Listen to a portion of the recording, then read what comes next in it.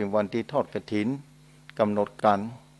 ทอดกฐินที่ณวัดพุทธศิคิรีประจำปีกู้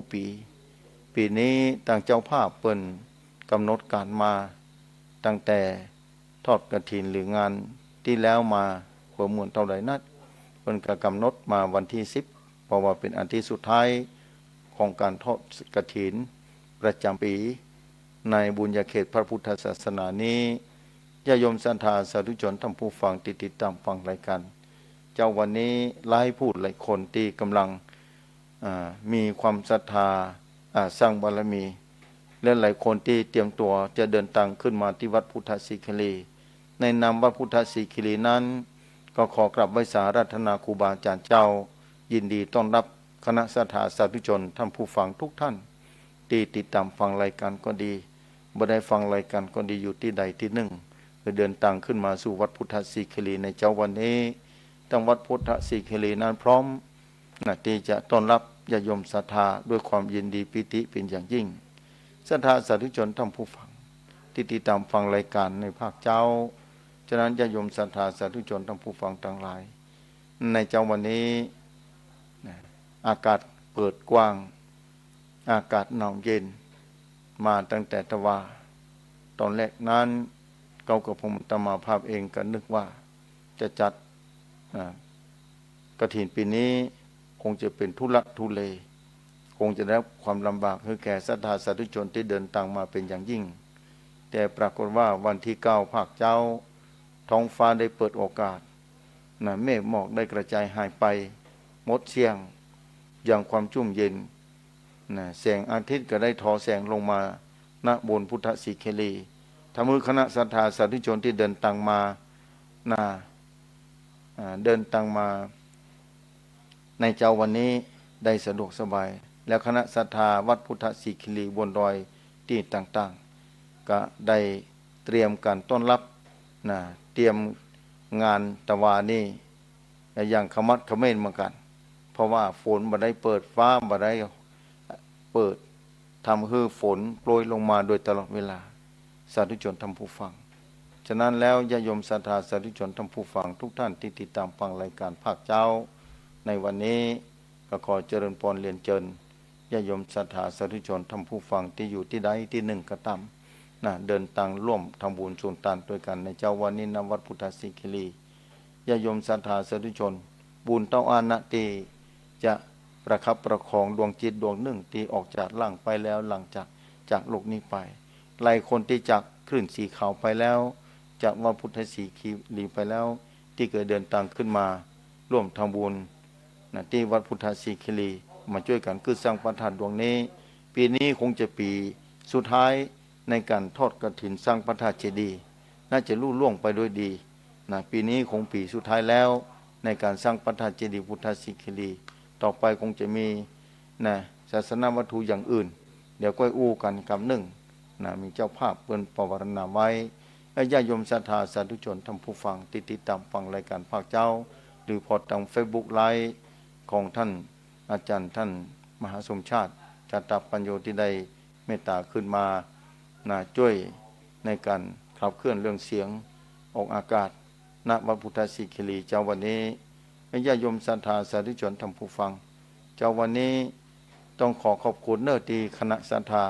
ได้นำลงทานขึ้นมาเตรียมมาไว้หลายที่เดินทางมาก่อนแล้ว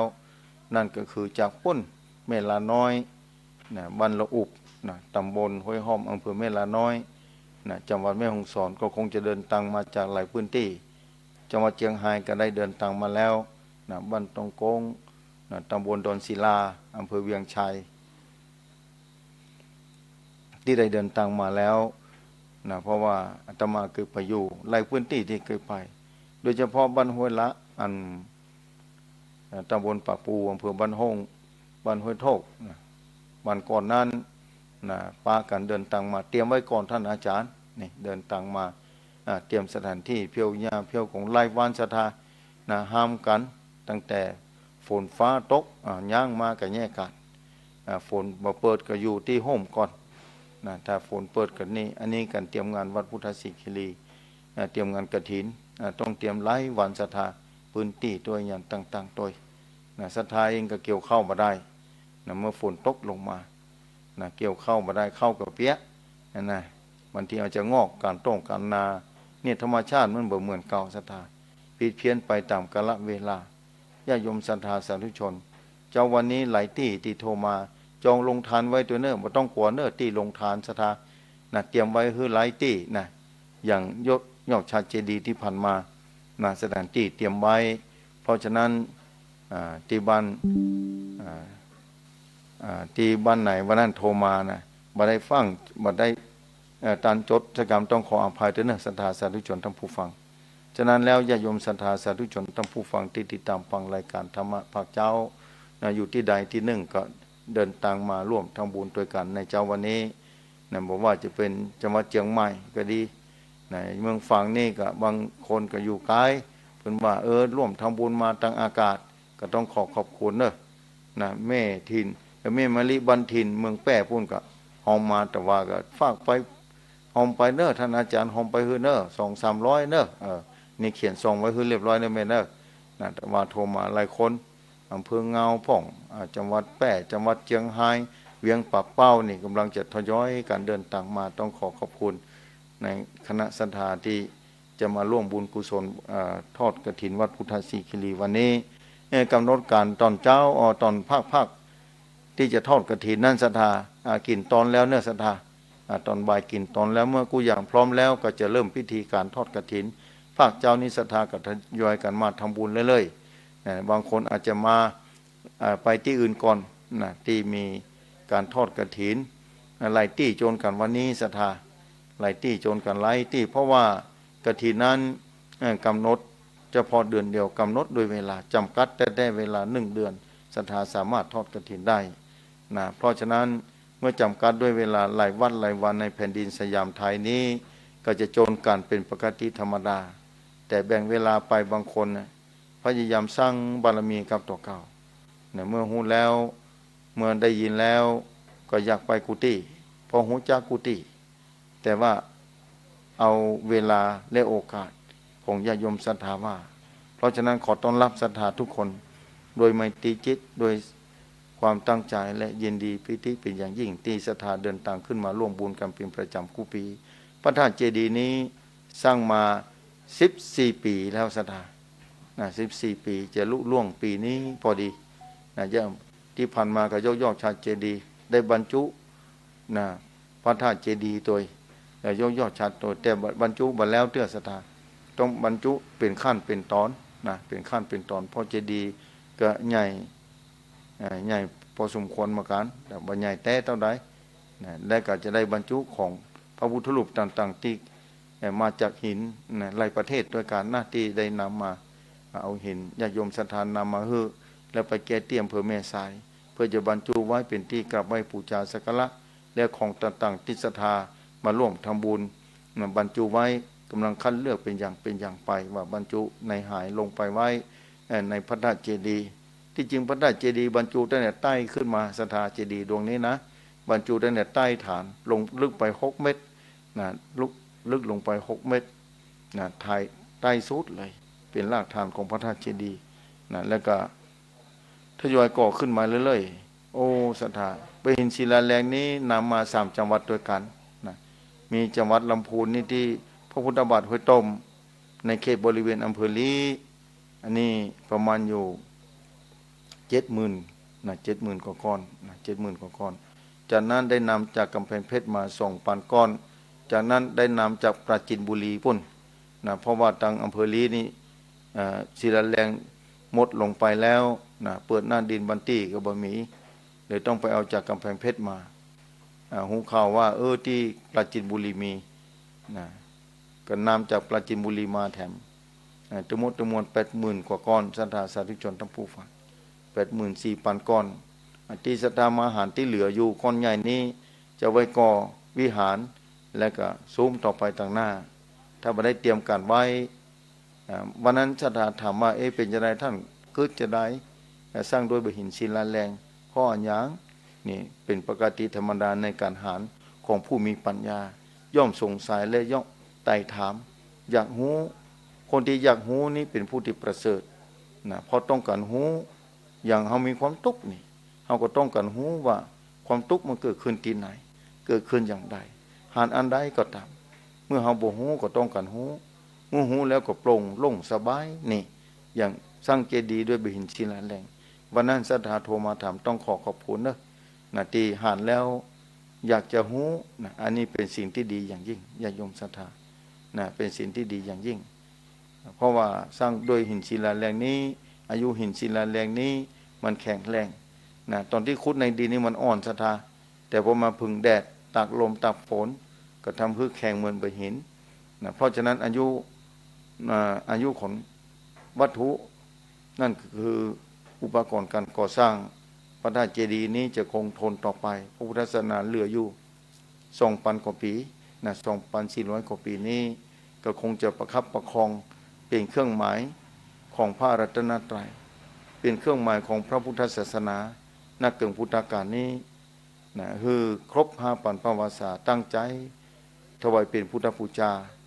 และเป็นเครื่องอนุสติเพื่อแก่ศรัทธาสาธุชนที่ได้หันได้ไวได้สาของเทพเทวา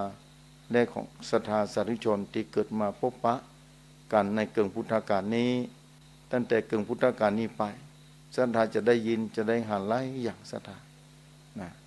บางอย่างก็ยากแก่การจะอธิบายญาติโยมศรัทธาสาธุชนทั้งผู้ฟังหลายเรื่องที่ศรัทธาโทรมาถามบอกว่าภาคเจ้าภาคค่ำนะรายการออกวิทยุเฉพาะวันอาทิตย์นะบางคนก็โทรมานอกเวลานะโทรมาถามเรื่องปัญหาต่างๆยิ่งสถานการณ์ปัจจุบันนี้นะปัญหาเกิดขึ้นสักปะอย่างศรัทธาปัญหาเกิดขึ้นโลกโซเชียลมันเจริญ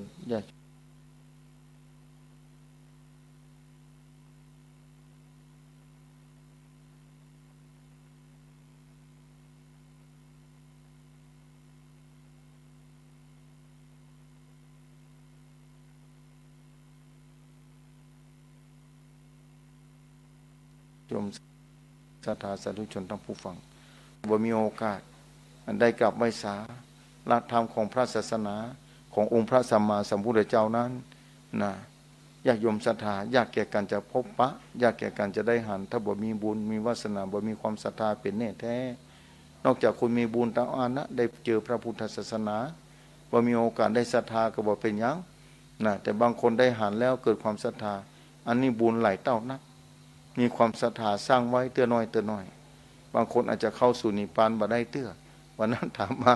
เลยว่าเป็นยังบอกว่าแต่ได้ปะได้ไว้ได้สาอย่างพระอรหันต์เจ้าพระอริยเจ้าสมัยพุทธกาลเมื่อก่อนเพิ่นบ่ใช่ว่ามาพบปะพระพุทธเจ้าชาติเดียวกับนะได้สำเร็จทำคำวัฏฏะส่งสารไปได้เข้าสู่นิพพานไปได้บ่ใช่บอกเพิ่นวันนั้นนะคงจะฟังวิทยุอยู่นะบัดเดี๋ยวเพิ่นก็หมดกำลังใจกับข่าวคราวต่างๆที่เกิดขึ้นณปัจจุบันนี้หลายเรื่องหลายราวนะโทรมาถามบอกว่าทำใจไว้รักษาจิตใจไว้ให้มั่นนะมันจะ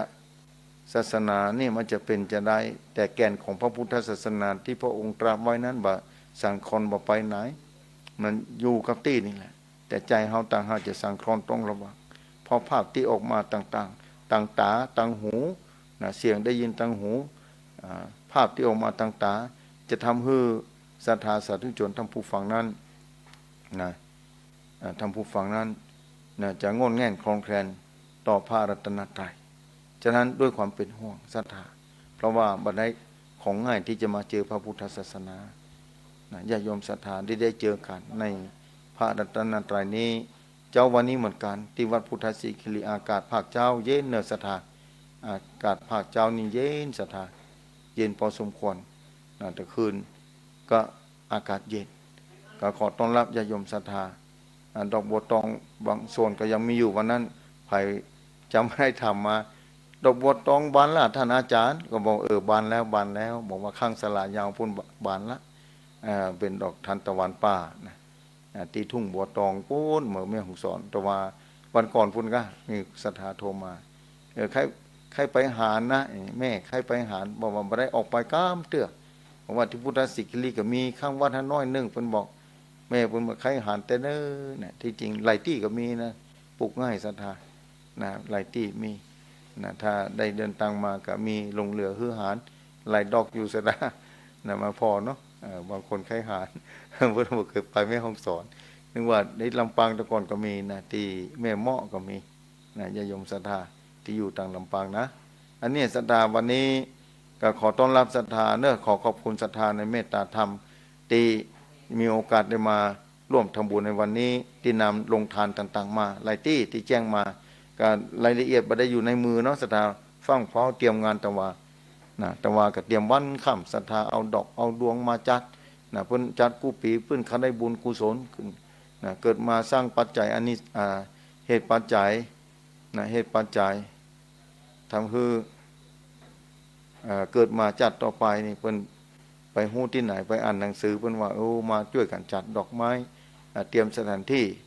การเอาพละกำลังมาเตรียมอย่างวันนั้นมาเที่ยวมาถังเกิดเป็นบุญทั้งนั้นนะทรัพย์บ่มีก็อยู่ที่บ้านถ้าบัดมีโอกาสได้มาก็อนุโมทนาเนื้อศรัทธาอนุโมทนาบุญร่วมกันที่ไหนก็ได้บัจจัยที่พุทธสิกขิลีได้ยินเพิ่นทอดกฐินที่ห้านที่นี่พอได้ยินแล้วยกมือสาธุไหว้สาเพราะบ่มีโอกาสได้ไปถ้ามีโอกาสได้ไปกันแน่นขึ้นไปแถมหลายอย่างเนี่ยศรัทธาสาธุชนท่านผู้ฟังทุกท่านที่ติดตามฟังธรรมะภาคเจ้านะญาโยมศรัทธาก็คงจะได้หันจะได้ฮู้นะได้เข้าใจในการใช้ชีวิตอย่างถูกต้องตามนะคันลองของธรรมที่ได้เกิดมาเจอพระพุทธศาสนามาต้องงอนแง่นคลองแคลนต่อพระรัตนตรัยเดี๋ยวจะได้ห่างเหินจากพระพุทธศาสนาไปทำคือหมดโอกาสโลกนี้ยากได้เกิดมาใจของง่ายนะยิ่งปัจจุบันนี้เนี่ยคนก็น้อยลงไปน้อยลงไปการจะได้เกิดมาเจอพระพุทธศาสนานั้นนะเป็นสิ่งที่ยากอย่างยิ่งเน้อสถาสาธุชนท่านผู้ฟังสร้างบารมีไปหลายคนที่มาเป็นเจ้าภาพอันพัดรายต้องขอบคุณเน้อตามบ้านห้วยละนะมี2 คนนะวันนี้เพื่อนจะได้ขึ้นมาร่วมบุญกุศลด้วยกันหลายคนที่อยู่ต่างจังหวัดที่โทรมาหลายคนที่อยู่ใกล้โทรมาบอกว่าสถานที่จอดรถก็น่าจะสะดวกกว่าที่เขาที่แล้วที่งานยกยอดชาเจดีย์เพราะงานยกยอดชาเจดีย์นั้นนิมนต์พระสงฆ์องค์เจ้าจะเป็น100 ป่ายนะ100 ป่ายที่จริงในพิธีส่งพิธีแต่นี่99 วัดด้วยกันนะเพราะฉะนั้นเมื่อ99 วัดนะแบ่งเป็น2 วันจะทำให้รถแน่นพอสมควรนะวันที่ยกยอดชา69 วัดด้วยกันในศรัทธาที่มาร่วมต่างหากทำให้ถนนได้จอดเดินยาวไปเจ้าวันนี้ในพื้นที่รถอาจจะเบาบางลงลดลงโดยเศรษฐกิจพ่องโดยฝนฟ้าตกบางคนก็กลัวว่าจะขึ้นมานี่ตังเป็นจะได้พ่องถนนหนทางนั้นสะดวกสบายกว่าแต่ก่อนนักศรัทธาเมื่อแต่ก่อนนี่เป็นถนนลูกลังเป็นหลุมเป็นบ่อทำให้การเดินทางนั้นยากลำบากยากแค้นที่มาอยู่แต่ก่อนที่ได้สร้างแต่ก่อนนะตอนนี้ถนนราบเรียบจากบ้านแปะตำบลบ้านแปะขึ้นมาตำบลบ้านแปะอำเภอจอมทองจังหวัดเชียงใหม่ถ้านั่งรถจากจอมทองลงมานี่ก็มาก่อนจะถึงอำเภอฮอด5 กิโลเลี้ยวขวาขึ้นมาดูเหมือนป้ายที่ไปติดไว้เขาที่แล้วน่าจะอยู่ที่ฮันอยู่มาผ่านเข้ามาเรื่อยๆจะหันป้ายถ้ำตองในป้ายที่ใหญ่ต้องขอบคุณสถานที่ศาสนสถานวัดที่พักสงฆ์หรือสำนักสงฆ์วัดถ้ำตองตัวเพราะว่าป้ายเป็นใหญ่ก็เลยอิงอาศัยป้ายถ้ำตองไปโดยว่าขึ้นมาวัดพุทธศรีคิรีนั้นอ่านป้ายถ้ำตองแล้วก็เลี้ยวเข้าไปเลยผ่านมาที่หน้าวัดบ้านแปะวัดของหลวงพ่อเจ้าคณะอำเภอท่านพระครูสุจิตปัญญารัตน์หลวงพ่อท่านเจ้าเมตตาโดยตลอดมาอยู่ที่นี่มาขึ้นมาสร้างเผยแพร่พุทธศาสนาได้รับการสนับสนุนเมื่อท่านเจ้าได้เป็นเจ้าคณะตำบลตอนนี้ท่านพระครูสุจิตปัญญารัตน์นั้นได้ดำรงตำแหน่งขึ้นมาเป็นเจ้าคณะอำเภอจอมทองทำให้มีเมตตาต่อวัดพุทธศรีคิรีมาโดยตลอดญาติโยมศรัทธาสาธุชนท่านผู้ฟังเจ้านี้เดี๋ยวสักกำหนึ่งจะเปิดสายคือศรัทธาโทรเข้ามาอู้จ้าเข้ามาไต่ถามบางคนก็มาแล้วหลายที่ร่วมทำบุญมาต่างอากาศต้องขอบคุณไว้หน้าโอกาสนี้ทาง Facebook ว่าพุทธศรีคิรีนั้นอาจจะมาได้นำมาคือศรัทธาสาธุชน ได้พอจัดบัตรฟังขึ้นมาเตรียมงานหลายอย่างศรัทธาแต่ว่านึกว่าจะบัตรแล้วก็คิดว่าพร้อมหลาย%ละตามปกติจะมีงานเตรียมไว้หลายวันด้วยกันการเตรียมงานทอดกฐินวัดพุทธสิคิลีเพราะจะต้องใช้เวลาเตรียมสถานที่ต่างๆแต่มาช่วงปีนี้ทำให้ฝนฟ้าตกลงมาระยะเวลาตั้งแต่5 วันเต็มๆต่อเนื่องมาเลยบันนึกเลยว่าฝนจะเปิดแต่ว่าถ้าฝนบ่เปิดนี่คงจะทุลักทุเลลำบากพอสมควรในการจัดพิธีทอดกฐินในวันนี้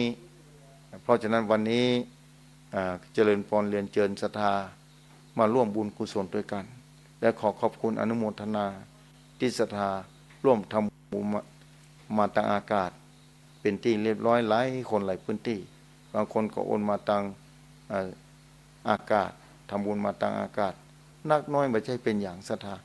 เอาความสะดวกสบายเอาสบายใจว่าเน้อศรัทธาจะไปคือทุกข์ใจอย่าได้ทุกข์ใจเป็นเด็ดขาดในการทำบุญทำความดีอย่าได้ทุกข์ใจคือเบิกบานจิตใจนึกถึงคุณความดีที่ตัวเก่าได้ทำไว้จะได้เป็นอนุสติกับตัวเก่าญาติโยมศรัทธานี่อย่างที่ออกอากาศได้นี่ได้รับความเมตตาจะทำพระครูอภิวัตนวิกรมเจ้าวัดปัตตังเจริญนะรองเจ้าคณะอำเภอโดยหล่อตอนนี้ท่านเจ้ามีเมตตามาโดยตลอด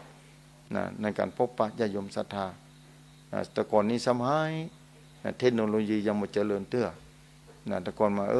ต่อไปจะได้หันหน้าหันตาเนื้อศรัทธาจะอยู่ที่บ้านสามารถพอได้แบบนั้นญาติโยมศรัทธาสาธุชนทั้งผู้ฟังเอาก็คือว่ามันจะได้ออกอย่างโทรทัศน์นะ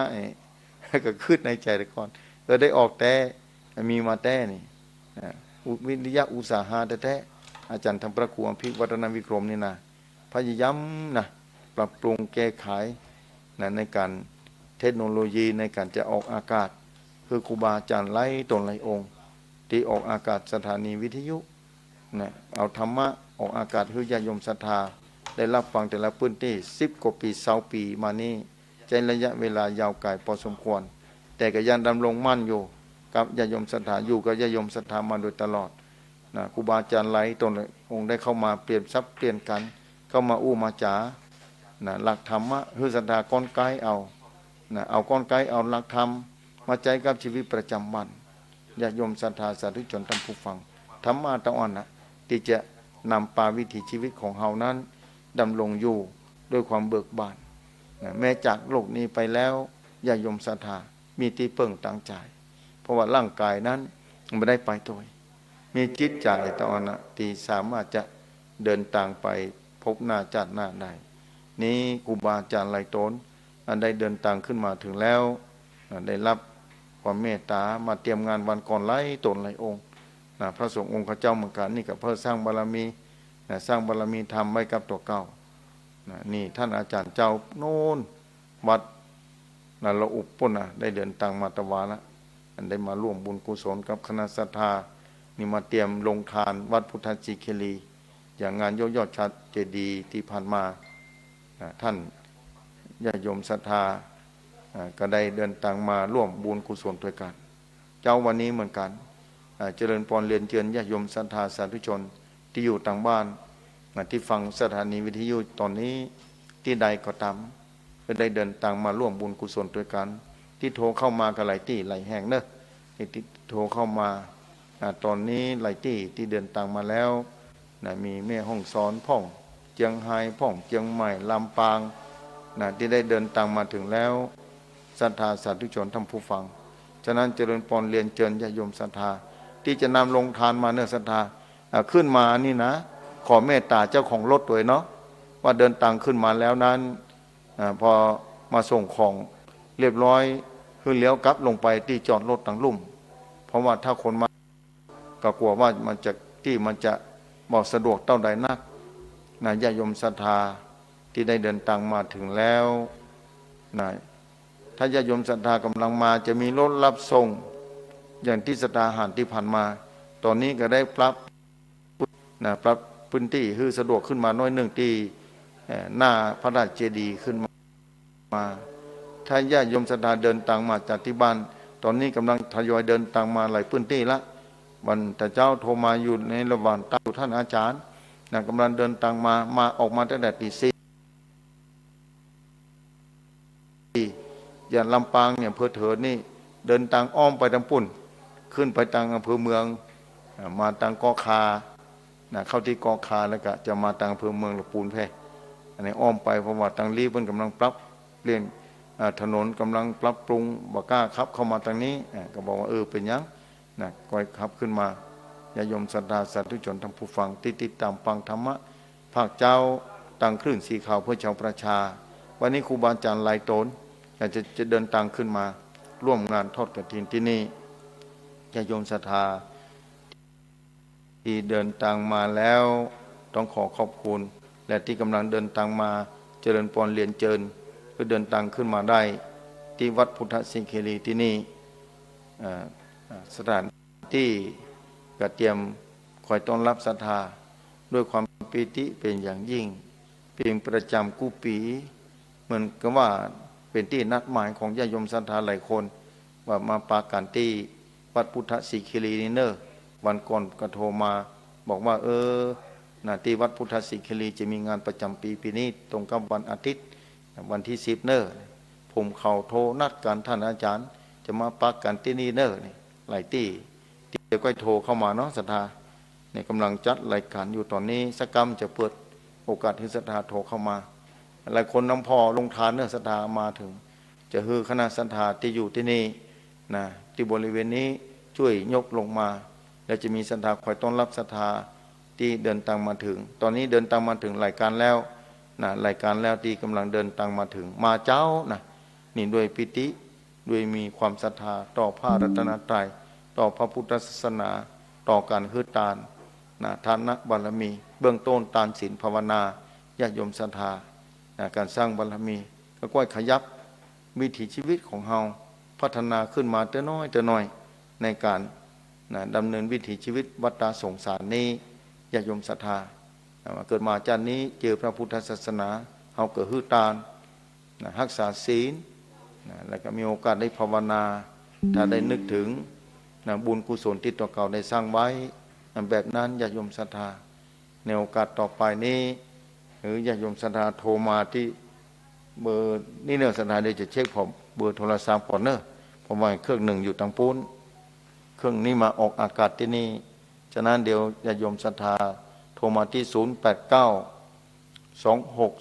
0892624999โทรเข้ามาได้เนอะจะเช็คคลื่นพอว่าที่ไหนฟังอยู่ญาติโยมศรัทธาโทรเข้ามาพอจะลงรับคลื่นพอตอนเจ้านี้มันจะชัดอยู่ศรัทธาตอนเจ้าน่าจะชัดอยู่เนอะญาติโยมศรัทธาโทรเข้ามาพอได้ที่ศรัทธาโทรเข้ามาแล้วก็จะรับสายศรัทธาอาจจะเรื่องวิทยุจะจ้ากว่ากัน1 นาทีนะศรัทธาพอออกอากาศนี่พอประกาศไปนี่เพิ่นโทรมานี่จะจ้าไป1 นาที0892624999ศรัทธาที่อยู่ทางบ้านโทรเข้ามาที่เบอร์โทรศัพท์นี่ตอนนี้เมตตาธรรมครูบาอาจารย์ได้เดินทางมาถึงหลายรูปแล้ววันนี้มีคณะศรัทธาที่โทรมาโทรเข้ามาแล้วเนอะ0892624999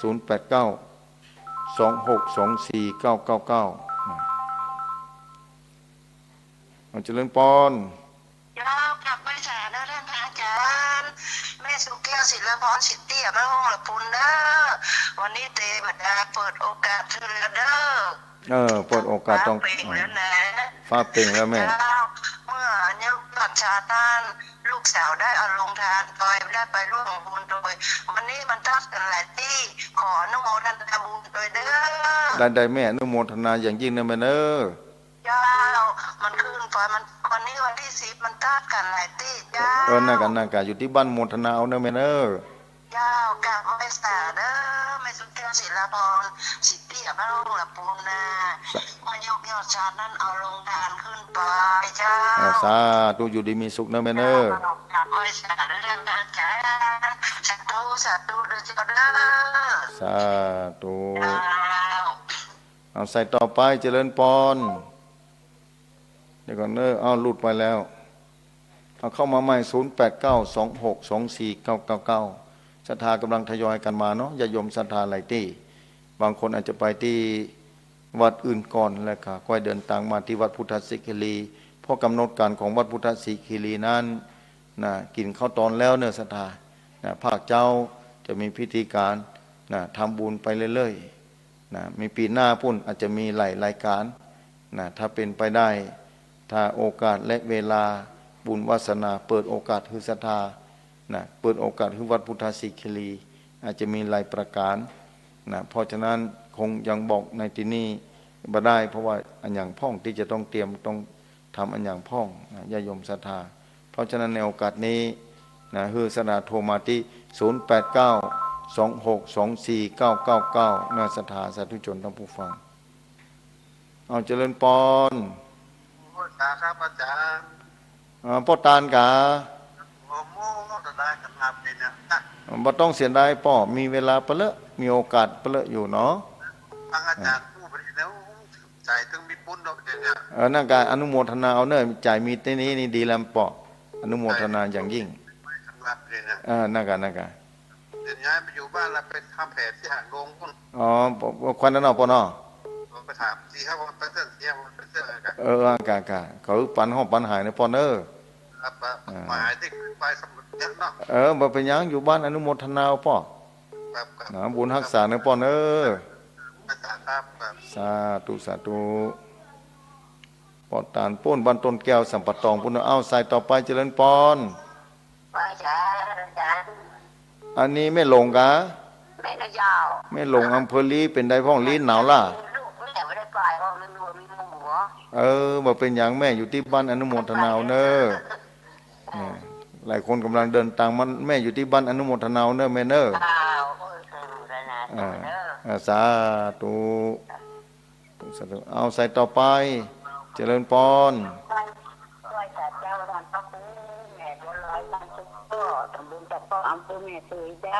แม่บัวลอยบ้านศพก้อเนาะอำเภอแม่สวยได้ฝากไปตอนแล้วปีที่แล้วแล้วปีนี้ได้ฝากแต่เจ้าเป็นยังแม่อนุโมทนาเนอะนั่นกัน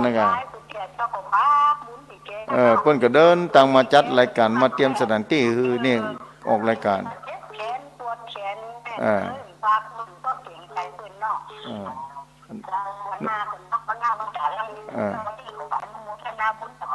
อนุโมทนาเนอะแม่เนอะอยู่ดีมีสุขเนอะสาธุเอาใส่ต่อไปเจริญปอนค่ะพระสายเจ้าแม่บัวเขียวเจ้าแม่บัวเขียวอำเภอลีกะอยู่ดีมีสุขอนุโมทนาตัวเนอะไปตั้งต้นไก่ก็บอกให้ไปแต่แล้วตังลีนะป้อดงมาวะเจ้านะคะเจ้ากันเงินบอกให้ห้องบ่เป็นยังแม่อยู่ที่บ้านอนุโมทนานะแม่เนอะเจ้าคือถือเจ้าได้ไปหอมก้อนอิฐก้อนอย่างที่พุทธบาทเนาะนั่นกันแม่เราก็คือถือเจ้าฟ้าของทานกุเสียนนะเจ้าอนุโมทนาโดยเนอะสาธุโมทนาด้วยกันนะแม่เนอะสาธุ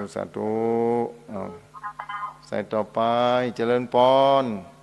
เจ้าว่าสาเจ้าโยมสีพันตัดแก้วป่าไม้แดงดอยสะเก็ดเนื้อเจ้าป่าไม้แดงดอยสะเก็ดอนุโมทนาเนอะแม่เนอะโยมสีพันขออนุโมทนาบุญเปิดเนื้อเจ้าโยมสีพันอยู่ไกลมีพระจันทร์ไปถึงเจ้าคงได้มาสเตือแม่เนาะอยู่ดีมีสุขเนอะธนาอยู่ว่าคงจะได้ไปท่านพระอาจารย์เจริญปอนวันไหนพระอาจารย์อยู่ดีสบายเนาะเจ้าสบายดีแม่สบายดีเนอะได้ฟังรายการของพระอาจารย์ทุกครั้งนะเจ้าแต่ว่ามันบ่มีโอกาสได้โทรวันนี้ก็ไหว้พระสวดมนต์อะไรอย่างแผ่เมตตาคือพ่อคือแม่คือน้องหมูน้องหมาเสร็จก็มาโทรหาเนี่ยเจ้าสาธุเนาะอยู่ดีมีบุญสาธุเอาใส่ต่อไปเจริญปอนครับไว้ชาครับอาจารย์เจริญปอนเนอะพ่อบุญธรรมกะครับผมว่าจะได้พ่ออยู่ดีฮะตัวหลง ทนาด้วยเนอะ พ่อหอมมาวันนั้นอนุโมทนาเนอ ครับครับ อยู่ดีมีสุขเนอปอเนอ ครับ สา ไปจ้าครับ สาธุสาธุพ่อบุญธรรมบ้านโป่งหนองปอเนอนี่นะเวียงป่าเป้าจะมาเจียงไฮ้เอาใส่ต่อไปเข้ามาเจริญปอน ไปหาอาจารย์เจ้าแม่ตอนเย็นนะ เจริญปอนเนอแม่เรือนบ้านแสงต่อเนาะ เจ้า วังเหนือลำปาง ชัดเจนเลยนะ วังอำเภอวังเหนือชัดเจนดีเนาะแม่เนาะ เจ้า อยู่ดีมีสุขเนอ เจ้า ได้บุญนะ ใส่เนอะ สาธุสาธุ ขออนุโมทนาบุญเป็นเนอะไม่แฝงได้เนอะ ได้สาธุโมทนาเนอ เจ้าสาธุเจ้ากลับไว้จ้า สาธุโมทนาแม่วังเหนือลำปางเนาะเอาเจริญปอนใส่ต่อไปเข้ามา เจ้าน้ำตาเจ้า ที่ไหนตั้งได้แม่ เจ้าเจ้าน้ำตาเจ้าบุรี อยู่อำเภอลีกับบ้านไหนแม่อยู่อำเภอลีบ้านไหน น้ำตาเจ้า หน้ากลาง เจ้า อยู่ดีแม่หน้ากลางนั่นก็พรหมหัวก็คือพรหมหัว อยู่ที่บ้านตู้เจ้าน้ำตาเราอยู่นะ โอชูมาเนาะ เจ้า สาธุสาธุสาธุบ้านนากลางอำเภอลีเอาใส่ต่อไปเจริญปอน เอาไว้สาเจ้าท่านพระมหาเจ้า เป็นตุเจ้าธรรมดานี่แม่หาแม่หมอมกะ พระปกครองเจ้า เราปากกอยเวียงหนองร่องเนาะ เออ ปาสังก็แม่ปาสังเนาะ เจ้า อยู่ดีมีสุขนะแม่ แม่ลองไปขอเล็กบุญเล็กกุศลเนี่ยเจ้า ได้บุแน่นอนแม่ได้แน่นอนอยู่ดีมีสุข ได้บุญตะกันเนาะ ได้อยู่ดีมีสุขนะแม่เนอ เจ้า สาธุสา ไป ธุ สาเนี่ยเจ้า สาธุเอาใส่ต่อไปเจริญปอน ไหว้สาเจ้าท่าน อันนี้เจริญปอนเนอเสียงชัดเจนดีเราที่ไหนนี่ที่ดอยเต่าก็ เจ้า ไม่ใส่ดอยเต่าเนาะ เจ้าทุ่งจะทุ่งว่าท่านที่แล้วก็มันว่ามันพูดเกินอะท่านเน็ตไปดีกันเจ้า เน็ตบอกให้อันเสถียรเนาะ เจ้าสองติดสามติดบ่ได้จะโทรไป ฟังอยู่เนาะทางดอยเต่านะ เจ้าฟังเจ้า อันนี้ดอยเต่าจะมาหลายเหมือนกันเนอะ เจ้าท่าน สาธุสาธุบุญนักษาเนอ เจ้า สาธุสาธุเอาใส่ต่อไปเจริญปอนเจริญปอน ไหว้สาเจ้า ที่ไหนตั้งได้ แม่น้อยบ้านพันโลกเจ้า แม่น้อยบรรทัดโทกลำปางเนาะ เอาแม่พังอยู่เนอะแม่บ่ได้ไปแม่โมทนาตัวเนอะ ได้สาธุอนุโมทนานะแม่เนอ จ้าวันนี้แม่ก็จะไปวัดท่าชมปล่อย อนุโมทนาด้วยเนอ จ้า อยู่ดีมีสุขบุญรักษาเนอ จ้า ได้สา เป็นกำลังใจด้วยเถอะเด้อ ได้สาธุมาโจนกันแม่เอ๋ยบุญรักษาก็จะมากันนักอยู่ตอนนี้กำลังทยอยเดินทางมาแม่ อะไรน้ำตังก็ไปแล้วเนาะ ลำปางก็มาแล้วลำปางมาแล้วกำลังเดินทางมากับมีเนาะเจริญปอนเนอ จ้าแม่ก็จงใจเอาเนาะ นักการอยู่ดีมีสุขบุญรักษา จ้า สาธุเอาใส่ต่อไปเจริญปอน พระสัตว์เจ้าพระสามเจ้า ที่ไหนตั้งได้สายนี้ปิดวิทยุตัวเนี่ยปิดวิทยุโดยมันจะเข้าอยู่ที่ห้องส่ง เข้าเจ้า แม่นิดปิดวิทยุตัวเนอเอาเจริญปอนแม่นิดวันป่งหนองเวียงป่าเป้าเนาะ จ้า อยู่ดีมีสุขนะแม่นิดเนอฟังวิทยุอยู่เนาะ จ้าสามเจ้า สาธุ ขนาบุญตัวนะเจ้า ได้อนุโมทนาเนอ ไปบุญต่อบุญธรรมไปฝากบุญธรรมโอนนะเจ้า แม่วันนั้นเพิ่นร่วมทำบุญมาแล้วเนาะต้องขอบคุณ จ้า ผู้คนอยู่ดีมีสุขเนอ สาธุสาธุ ใจตัวนะเจ้า ได้สาธุญาติโยมศรัทธาญาติโยมศรัทธาสาธุชนทั้งผู้ฟังที่ติดตามฟังรายการทางบ้านตอนนี้โทรเข้ามาได้เนาะแล้วก็กำลังทยอยมาอยู่ในรถโทรเข้ามาก็ได้บางคนก็นั่งรถตู้มาฟังมาโดยนะต้องขอบคุณอนุโมทนาหน้าที่รายงานมาทางนี้นะขออนุโมทนาอย่างยิ่งญาติโยมศรัทธาสาธุชน0892624999นะโทรเข้ามาตามที่ประกาศไปนี้บางคนก็ได้เบอร์มาหมดแล้วโทรมาติดก็มีเจ้าวันนี้ยังเหลือเวลาให้เมื่อกี้นาทีนะญาติโยมศรัทธานะยังเหลือเวลาเมื่อกี้นาทีได้จะให้ท่านอาจารย์เพิ่นเข้ามา ต้องขอบคุณเนอะคณะศรัทธาสาธุชนทั้งหมดเด็กก็โทรมาเรื่อยๆเนอะเนี่ยแต่ถ้า7 โมงปุ๊บนี่ก็จะได้เปลี่ยนรายการหรือท่านอาจารย์ได้เข้ามาจัดรายการกรรมหนึ่งเพื่อนจัดได้เดินทางขึ้นมาตั้งสถานีชั่วคราวที่วัดพุทธศรีคีรีณพระธาตุเจดีย์ตอนนี้จะได้ออกอากาศวูกันครับคณะศรัทธาภาคเจ้าขณะที่ไล่มานี่อาตมาบ่สามารถที่จะอ่านได้เพราะกำลังจัดรายการอยู่น้องศรัทธาไล่มานักนะอาจจะตอบไปหลังที่หลังอันนี้ไปแล้วเนอะศรัทธาสาธุชนท่านผู้ฟังเอาเจริญปอนเจ้าไว้จ่าเจ้าที่ไหนตั้งได้จากแม่นวลป่าหาใจหินเทพเสด็จเจ้าโอ้แม่นวลวัดเทพเสด็จกาอำเภอด้วยสะเก็ตเนาะเจ้าแม่ฟังตลอดนะแต่แม่ว่าลำโตบ่ได้อ๋ออยู่ดีมีสุขเนอะแม่นวลเนอะเจ้าแม่ก็ขอคือท่านหาสมศาสตร์น้อมเพื่อกุลเนอสาธุเพิ่นหอมมาแล้วดีละโมทนาเนอะแม่เนอะอยู่ดีมีสุขเนอะแม่เนอะเจ้าไว้จ่าเจ้าสาธุนี่แม่นวลบ้านเทพเสด็จอำเภอดอยสะเก็ดจังหวัดเนี่ยเพิ่นหอมมาแล้วประเดี๋ยวนี้สะดวกศรัทธาหอมมาจากอากาศก็ได้ในยุคปัจจุบันนี้บุญศรัทธานักหนาป่าป้านได้เจอกับเทคโนโลยีในยุคปัจจุบันนี้เจริญรุ่งเรืองอยู่ที่บ้านก็สามารถที่จะโทรอุจาเข้ามาได้โทรเข้ามาทำบุญก็ได้ทำบุญทางอากาศสะดวกสบายในปัจจุบันนี้บุญเกิดขึ้นตามตาญาติโยมศรัทธา0892624999โทรมาเช็คคลื่นเนอะที่ไหนฟังอยู่นะจังหวัดน่านป้อประเสริฐฟังอยู่อ่ะเดี๋ยวก่อนเนอะเจริญปอนติดแล้วเนอะติดแล้วเจริญปอนมาจากที่ไหนแม่ต้องนมัสการให้ไว้สาเนออีเนอมาจากจังหวัดลำปางเจ้าแม่ซุกอยู่บ้านไหนแม่อยู่แม่ซุกบ้านไหนฮัลโหลอยู่ลำปางกะอยู่ดีมีสุขเนอะฟังอยู่เนาะแม่เนาะอยู่ดีมีสุขเนอะ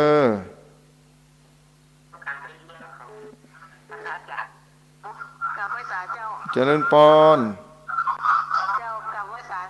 อยู่ดีมีสุขแม่ปิดวิทยุตัวนี้มันเสียงโยนเข้ามาที่สถานีเนาะอยู่ดีมีสุขแม่กัญจนากะลำปางฟังมาสมชาติร่วมบุญมาแล้วเนาะอยู่ดีมีสุขนะแม่เนอะโมทนาเนอะแม่ซบตุ๋ยลำปางเนาะบุญรักษาเนอะลงไฟฟ้าเก่าโมทนาเนอะแม่เนอะสาธุเนี่ยแม่กัญจนาบ้านซบตุ๋ยจังหวัดลำปางฟังอยู่กูเจ้ากูค่ำโทรเข้ามาอุจาอนุโมทนาเนอะเอาสายที่หลุดไปก็โทรเข้ามาได้หลุดไปหลายสายโทรเข้ามาได้เนอะในศรัทธาตอนนี้คณะศรัทธาก็ทยอยกันมาที่มาถึงแล้วก็มีทางบ้านนี้ก็เตรียมงานการลงทานที่จะมาเจียงไฮ้กับมาตะวาละลำปางกับมาตะวามาหลายคนแล้วก็ที่แม่ห้องสอนอำเภอแม่ลาน้อยบ้านละอุบนี่มากันเพราะว่าอาตมาเกิดไปอยู่ที่ปูนทยอยกันเดินทางมานี่เปิ้นมากุปีเนอะมีลงทานกาแฟสดเนอะศรัทธาที่เดินทางมาฟังอยู่ทางบ้านกาแฟสดจากอำเภอแม่ลาน้อยบ้านละอุบเดินทางมาตั้งต้อนรับศรัทธาเป็นประจำกุปีเอาเจริญปอนไปสาครับอันที่ไหนตั้งได้กาจากเวียงปะเป้าวันอลังกาเวียงปะเป้าครับวันลังกาเวียงปะเป้าโอ้อนุโมทนาอย่างยิ่งเนอะครับขออนุโมทนาด้วยนะครับอนุโมทนาตัวเนอะบ้านลังกาเวียงปะเป้าโมทนาเนอะที่โทรมาครับสาธุท่านมาจนมาได้10 ปีแต่ขาดโทรครั้งนี้ครั้งแรกครับโอ้โทรครั้งแรกเนาะฟังเป็น10 ปีแล้วครับเลยท่านอาจารย์พัดเป็นไมที่ออกสถานีดารุณีนะครับแม่นฟังดารุณีเนาะครับอันนี้ป้ออย่างก็โยมอย่างโยมทศพลครับโยมทศพลเนาะขอบคุณนะโยมทศพลเนอะครับสาธุเนอะโยมทศพลบ้านลังกาอำเภอเวียงป่าเป้าเชียงไฮ้โทรมาเอาสายต่อไปเจริญปอน ที่ไหนตั้งได้ แม่ของเจ้าลำปางครับแม่บัวเจ้า แม่บัวลำปางเนาะอยู่ดีมีสุขนะแม่บัวเนาะบ้านไหนอยู่บ้านไหนแม่อำเภอไหน อยู่อำเภอเมืองเจ้า อำเภอเมือง พัฒนาตัวนะเจ้า ได้อนุโมทนาด้วยกันนะแม่เนอะ เจ้า สาธุเนาะอยู่ดีมีสุขนะแม่เนอะสาธุหลุดไปแล้วนะเอาอยู่ดีมีสุขแม่บัวจากลำปางอำเภอเมืองลำปางหลายพื้นที่ที่โทรมาเสียงนี้ไปถึงที่ไหนก็แจ้งมาเถอะเนอะแต่เมืองฝั่งเมืองเป้าเจียงดาวแม่อายไปถึงแม่อายพุทธาอันนี้ได้รับความเมตตาจากหลวงพ่อท่านพระครูสุจิตานุรักษ์สถานีวิทยุที่นำบ่อสาวาอำเภอฝั่งพุทธวัดพระบาทอุดมนะศรัทธาที่แต่เมืองฝั่งแม่จงดีก็ร่วมทำบุญมาอาจจะบัดได้มีโอกาสมาแต่งานยอดชาเจดีย์มันมานอนแฮมแก่มือที่นี่แต่เมืองฝั่งนะแม่บุญป่านะมาแล้วก็ถ้าจะเดินตามมานี้ที่บ้านห้วยงูนายบ้านห้วยงูนายอำเภอฝางจังเจียงไฮกับมาละเวียงป่าเป้าบางคณะก็เดินทางกำลังทยอยกันเดินทางมาที่อำเภอหันดงมีสัมปะตองแม่วางที่เดินทางมาอำเภอเมืองละปูนหลายที่สัมปะตองนี่หลายที่เหมือนกันอำเภอฮอดอำเภอดอยเต่าอำเภอลี้บ้านโฮงเจียงไฮ้พะเยาก็โทรมาเพิ่นจะเดินทางมาวิทยุภาคเจ้าอาจจะไปบ่ถึงที่เจียงพะเยาแต่เมืองข้ามปูนอาจจะถึงทั่วทุกจังหวัดน่านนี่ภาคเจ้าไปพดเพียวจังหวัดภูเพียงจังหวัดน่านอำเภอภูเพียงจังหวัดน่านศรัทธาสาธุชนที่ติดตามฟังรายการภาคเจ้าเวลาก็จะได้ยังรอรับสายได้อยู่ศรัทธาตอนนี้ทยอยมาศรัทธาประกาศที่ฟังวิทยุในรถที่กำลังเดินทางมาเนาะพอมาถึงถ้าเป็นรถตู้ก็ดีจะมีเจ้าหน้าที่คอยรองรับญาติโยมศรัทธาที่ตั้งคืนเอาไว้รับส่งศรัทธาบางคนใครเตียวขึ้นมาก็มีบางคนอาจจะนั่งรถมาส่งคนเฒ่าคนแก่เอาลงทานมาลงแล้วก็กลับลงไปจอดตังลุ่งปูนพอตังบนนิตี้มันก็พอกว้างบ่ให้บ่ดีด้วยแรงศรัทธาญาติโยมศรัทธาปาการเดินทางมาด้วยจิตศรัทธาต่อพระพุทธศาสนาในการสร้างทานบารมีในพระพุทธศาสนานี้ฉะนั้นญาติโยมศรัทธาที่ทยอยเดินทางมายังมาถึงเตือนนั้นก็บ่ต้องฟังเฝ้าก็ค่อยมาเพราะพิธีการนั้นมีกินข้าวตอนแล้วหลังเพลแล้วญาติโยมศรัทธาและจะมีการทำบุญทอดกฐินฉะนั้นแล้วญาติโยมศรัทธาสาธุชนทั้งผู้ฟังหลายที่ทยอยกันมาแล้วละแวกอมก๋อยก็กำลังเดินทางมาอำเภออมก๋อยเดินทางมาถูกบอกมาการ2-3การรถเตรียมอำเภออมก๋อยแม่เสลียงสมมวยก็กำลังเดินทางมานั้นต้องขอบคุณญาติโยมศรัทธาที่ทยอยกันเข้ามาเดินทางเข้ามาร่วมทำบุญในเจ้าวันนี้พื้นที่ณพุทธสิคิรีนี้ขอต้อนรับศรัทธาทุกท่านทุกคนด้วยความยินดีเป็นอย่างยิ่งในภาคเจ้านี้หลายผู้หลายคนที่โทรมาคือกำลังใจบางคนอาจจะโทรบัติดที่ติดฟังมาตลอดพออยู่ในรถกำลังเดินทางมาบางคนก็ฟังอยู่ที่บ้านโกดบัติดก็มีขึ้นบดีพ่องโดยเฉพาะขึ้นวัดพุทธสิคิรีมีปัญหามาประมาณ2 เดือนกว่าๆละเกือบ3 เดือนยามค่ำคืนราตรีถ้าญาติโยมศรัทธาโทรมามันได้จะอู้กันบ่รู้เรื่องเพราะอินเทอร์เน็ตขึ้นบนดอยนี้เสาอากาศอาจจะขัดตกบกพร่องเจ้าหน้าที่เพิ่นกำลังประสานงานอยู่ผมว่าจะมาปรับปรุงมาได้คลื่นมันมาใครดีเท่าไรนักเวลาออกอากาศอาจจะว่าสะดวกเท่าไรนักเมื่อคืนเพราะฉะนั้นต้องขออภัยในบางครั้งที่โทรเข้ามารับสายแล้วก็อู้กันบ่รู้เรื่องนะเอาเจริญปอนที่ไหนตั้งได้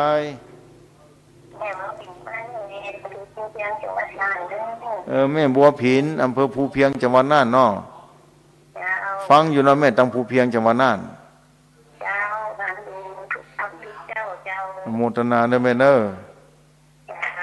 ฟังกูข้ามกูเจ้าเนาะจังหวัดน่านอยู่ดีมีสุขน่านนี่ฟังติดตามหลายที่อำเภอนาน้อยเนาะอำเภอปัวอำเภอทุ่งช้างท่าวังผาภูเพียงนะอนุโมทนาอย่างยิ่งนะอำเภอเวียงสานี่ก็ฟังนักสี่คำเรดิโอนี่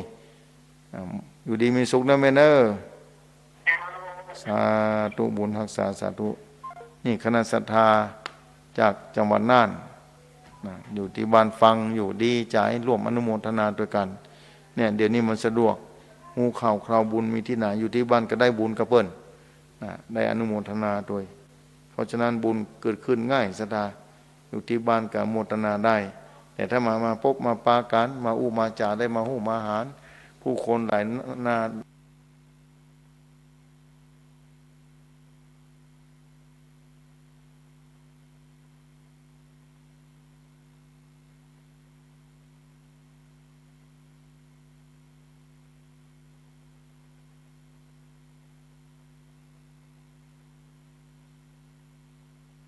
มากหน้าหลายตาถ้าจะขึ้นมาอยู่เนาะวันนี้เจริญพรมาช่วยกันในศาลาศาสนพิธี